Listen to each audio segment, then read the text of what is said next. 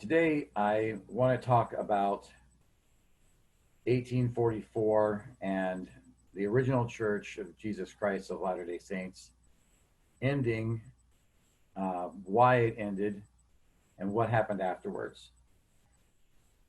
When Joseph Smith died, several things happened, but the most important thing that happened as far as the movement goes was that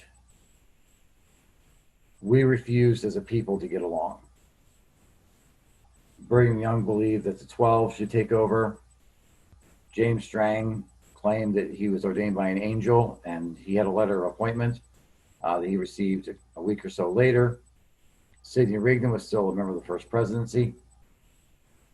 And I want to bear you my testimony that each of these brethren was right and that they were equally wrong. And the reason why I say that is because they had every right to start their own denominations, but they also had every right to work together and figure things out. And instead they debated over who should be leader, who should lead the saints. And a lot of people talk about what happened in Nauvoo, but they forget that outside of Nauvoo, all these congregations all over the United States just abstained. A lot of them didn't do anything until after churches had been established, and then they sent missionaries out and tried to recruit them to the new churches that have been established. What I'd like to do this morning is very briefly just go over a list of people and why they had the ability to succeed.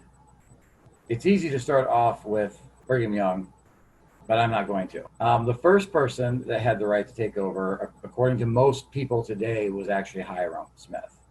But as we know, he died in Liberty Jail.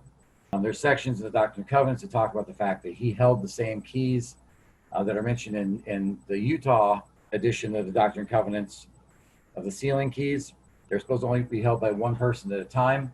So either that's incorrect and he and Joseph both held them, or Joseph gave them to Hiram at some point. But either way, he had the keys and a variety of other keys and was assistant president of the church and presiding patriarch. So as a member of the First Presidency, he had every right to do so, and not because necessarily he was Joseph Smith's brother.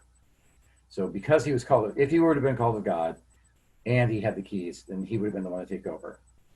Samuel Smith was the next person in line as far as family goes.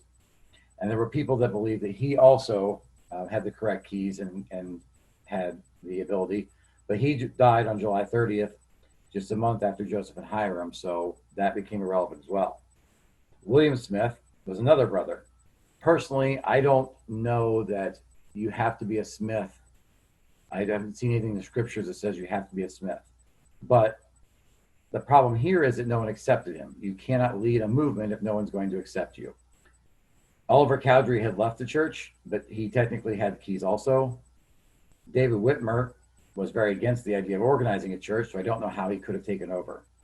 But Sidney Rigdon, if you read Doctrines and Covenants, section 90, if you read, this is section 90 in the Utah Doctrines and Covenants, it would be section 87 in Community of Christ or Reorganized, the Reorganized LDS Church. Verse 6, I'm just going with the Utah scriptures because what I have right here. It says, "Again, verily I say unto thy servants, Sidney Rigdon and Frederick G. Williams, their sins are forgiven them also, and they are counted as equal with thee," that's Joseph Smith, "and holding the keys of this last kingdom."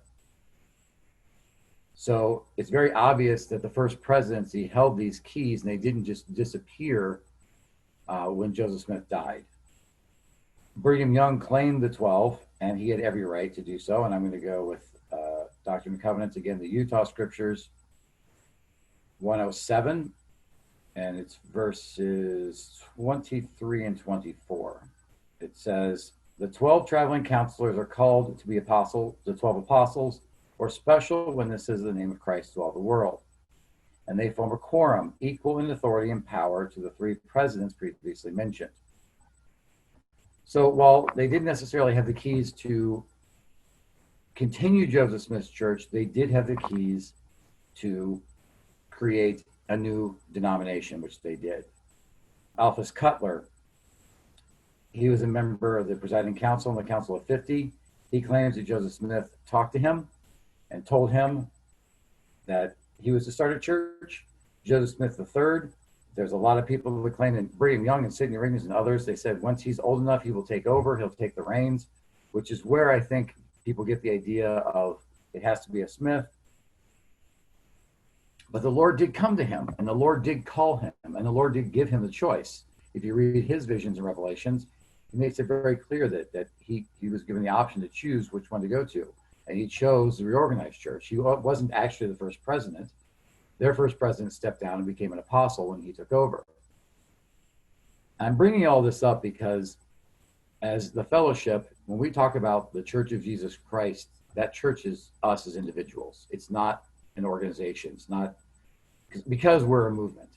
So when you think of us, you don't think of a building, but think about our personal relationship with Jesus Christ. And I worry that in the war that is going on between these denominations still today, that we forget sometimes that we're all right and that it's okay.